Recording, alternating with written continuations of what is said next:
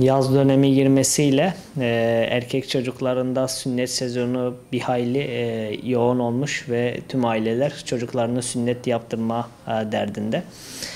O sebeple bazen bizlere de sorular geliyor. Sünnet ne zaman yapılmalı? Sünnetin faydaları nelerdir? Sünnet yaparken nelere dikkat etmek lazım?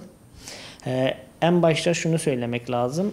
Sünnet çocuğa normal bir olay olduğunu, sünnetle ilgili detaylı bilgilendirme yapıldıktan sonra 4-6 yaş arasında sünnet yapmak en uygun zamanlardan birisi. Ve çocukta en önemli dikkat edilmesi gereken konulardan birisi sünnet öncesi ve sünnet sonrası çocukta psikolojik bir travma olmamasına dikkat etmek lazım. Gerekirse bu noktada destek almak gerekiyor. Sünnet yüzyıllardır yapılan ve bilimsel olarak da faydaları fazlasıyla kanıtlanmış bir cerrahi işlemdir. Sünnet basit bir işlem değildir. Ondan dolayı güvenli, steril ortamlarda ve hekimlerin kontrolünde yapılması en uygun olanıdır.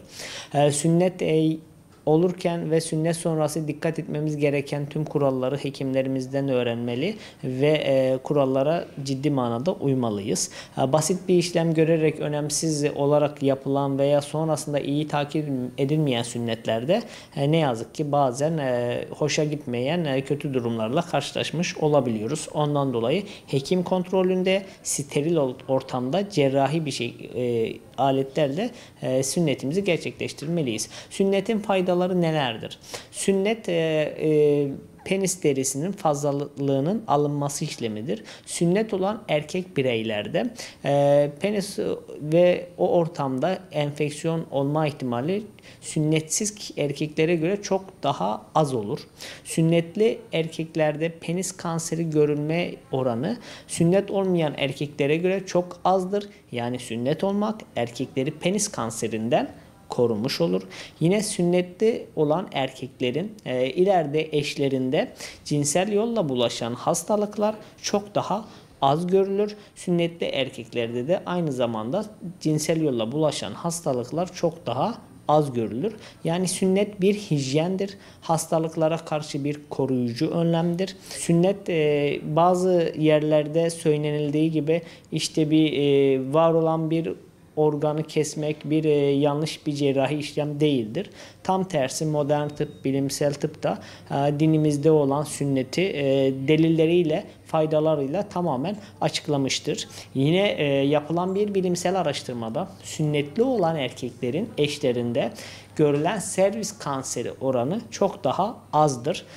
Sünnet hem kanserden koruma, sünnet derisinin etrafındaki birikintilere bağlı olarak devamlı idrar yolu, sünnet penis enfeksiyonlarını engellemesi açısından faydalı bir cerrahi işlemdir. Peygamber Efendimiz'den önce de Hazreti İbrahim ilk sünneti yapan kişidir. Vahiy ile Allah'ın emriyle sünnet olmuştur. Sünnet dinimizde olmazsa tanımlanamayan bir eksiklik oluşur. Bu noktada Peygamber Efendimiz kendi ashabına da sünneti emretmiştir. Sünnet olmadan bir erkeğin dinini tam tamamlamadığını ifade etmiştir. Bu noktada yaz aylarında çocukların okul döneminin tatil girmesiyle sünnet daha da bir yaygınlaşmaktadır.